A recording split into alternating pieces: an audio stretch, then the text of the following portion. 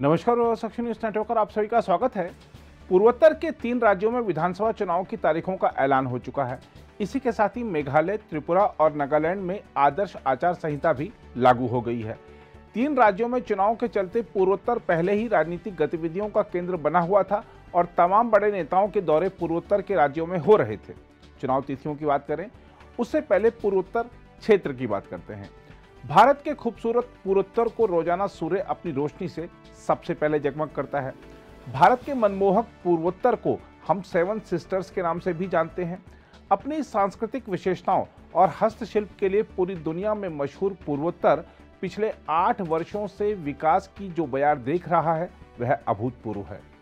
चुनावी राज्यों की राजनीतिक स्थिति की बात करें तो त्रिपुरा में जहां बीजेपी की सरकार है, वहीं नागालैंड और मेघालय की गठबंधन सरकारों में बीजेपी शामिल है।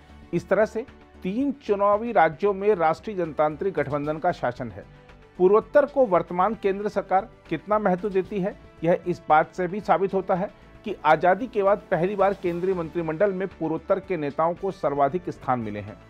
सर्बानंद सोनोवाल, किरण रिजिजू जहां मोदी सरकार में कैबिनेट मंत्री हैं, वहीं रामेश्वर तेली और प्रतिमा भौमिक और डॉक्टर राजकुमार रंजन सिंह केंद्रीय राज्य मंत्री हैं।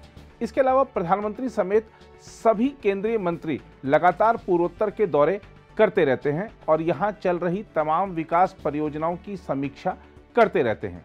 जहां तक पूर्वोत्तर के 3 राज्यों में चुनाव कार्यक्रम की बात है तो आपको बता दें कि त्रिपुरा के आगामी विधानसभा चुनाव के तहत 16 फरवरी को मतदान होगा, जबकि मेघालय और नागालैंड में एक ही दिन 27 फरवरी को मत डाले जाएंगे। मुख्य निर्वाचन आयुक्त राजीव कुमार ने एक संवाददाता सम्मेलन में पूर्वोत्तर के तीनों राज्यों के चुनाव से जुड़ी महत्वपूर्ण तारीखों की घोषणा की। उन्होंने कहा कि तीनों राज्यों में मतगणना 2 मार्च को होगी। चुनाव तारीखों की घोषणा के साथ तीनों राज्यों में आदर्श चुनाव आचार संहिता भी लागू हो गई है। हम आपको यह भी बता दें कि नागालैंड विधानसभा का कार्यकाल 12 मार्च को समाप्त हो रहा है, वहीं मेघालय विधानसभा का 15 मार्च और त्रिपुरा की विधानसभा का कार्यकाल 22 मार्च को समाप्त हो रहा है। तीनों राज्यों की विधानसभाओं में 60-60 सीटें हैं। पूर्वोत्तर के तीनों राज्यों में इस साल सबसे पहले विधानसभा चुनाव होने जा रहे हैं। त्रिपुरा में जहां बीजेपी की सरकार है, वहीं नागालैंड में नेशनलिस्ट डेमोक्रेटिक प्रोग्रेसिव पार्टी सत्ता में है। मेघालय में नेशनल पीपुल्स पार्टी यानी एनपीपी की सरकार है। एनपीपी पूर्वोत्तर की एकमात्र पार्टी है जिसे राष्ट्रीय दल के तौर पर मान्यता हासिल है। वर्तमान में मेघालय में नेशनल पीपुल्स पार्टी की अगुवाई में United Democratic Party, People's Democratic Front, Bharatiya Janata Party तथा Hill State People's Democratic Party की गठबंधन सरकार है और कोनराड संगमा इसका नेतृत्व कर रहे हैं। हालांकि आगामी विधानसभा चुनाव के मद्देनजर अभी तक किसी भी राजनीतिक दल ने गठबंधन बनाकर चुनाव लड़ने की घोषणा नहीं की है। मेघालय राज्य में कुल मतदाताओं की बात करें तो उनकी संख्या 21 लाख के करीब है। मेघालय विधानसभा चुनाव के लिए अधिसूचना 31 जनवरी को जारी होगी और नामांकन की आखिरी तारीख 7 फरवरी होगी, जबकि नामांकन वापस लेने की आखिरी तारीख 10 फरवरी होगी। मतदान 27 फरवरी को होगा तथा 2 मार्च को मतों की गिनती की जाएगी। मेघालय के पिछले चुनाव में किसी भी दल को बहुमत नहीं मिला था। कांग्रेस 21 सीट पर जीत दर्ज कर सबसे बड़ी पार्टी बनी थी, लेकिन वह बहुमत से दूर रह गई थी। कोनराड संगमा के नेतृत्व वाली एनपीपी 19 सीट पर जीत के साथ दूसरे नंबर पर थी। प्रदेश की यूडीपी के 6 सदस्य चुनाव जीतकर विधानसभा पहुंचे थे। इसी प्रकार राज्य की पीडीएफ को 4 सीट पर जीत मिली थी और बीजेपी तथा एचएसपीडीपी को 2-2 सीटों पर सफलता मिली थी। चुनाव नतीजों के बाद संगमा ने बीजेपी, यूडीपी, पीडीएफ, एचपीपीडीपी और एक निर्दलीय के साथ मिलकर गठबंधन की सरकार बनाई और वह राज्य के मुख्यमंत्री बने। साल 2018 के विधानसभा चुनाव में एनपीपी और बीजेपी के बीच गठबंधन था।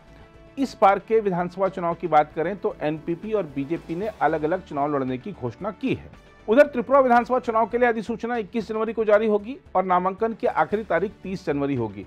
नामांकन वापस लेने की आखिरी तारीख 2 फरवरी होगी और मतदान 16 फरवरी को होगा तथा 2 मार्च को मतों की गिनती की जाएगी। त्रिपुरा में मतदाताओं की कुल संख्या 28,13,478 है। वर्तमान में वहां बीजेपी और Indigenous People's Front of Tripura यानी आईपीएफटी की गठबंधन सरकार है। बीजेपी और आईपीएफटी ने इस बार साथ मिलकर चुनाव लड़ने की घोषणा की है, जबकि कांग्रेस और सीपीएम ने चुनावी गठबंधन किया है। पश्चिम बंगाल की सत्ताधारी तृणमूल कांग्रेस भी त्रिपुरा विधानसभा चुनाव में ताल ठोकने को तैयार है। हम आपको यह भी बता दें कि साल 2018 के त्रिपुरा विधानसभा चुनाव में बीजेपी ने त्रिपुरा में ऐतिहासिक जीत दर्ज करते हुए 25 सालों से सत्ता पर काबिज सीपीएम को बाहर का रास्ता दिखा दिया था। बीजेपी ने राज्य की 60 में से 35 सीटों पर जीत दर्ज की थी और आईपीएफटी ने 8 सीटों पर जीत दर्ज करके रिकॉर्ड बना दिया था, जबकि सीपीएम 16 सीट पर सिमट गई थी। इस चुनाव के बाद बीजेपी ने आईपीएफटी के साथ राज्य में सरकार बनाई और बिप्लब कुमार देव राज्य के मुख्यमंत्री बनाए गए थे।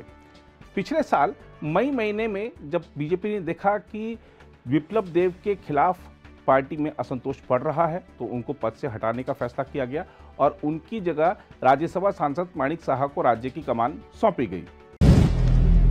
अगर आप भी लेना चाहते हैं देश दुनिया की तमाम जानकारी तो आज ही सब्सक्राइब करें हमारे चैनल को। साथ ही नीचे दिए बेल आइकन को जरूर दबाएं ताकि हर अपडेट आप तक पहुंच सके।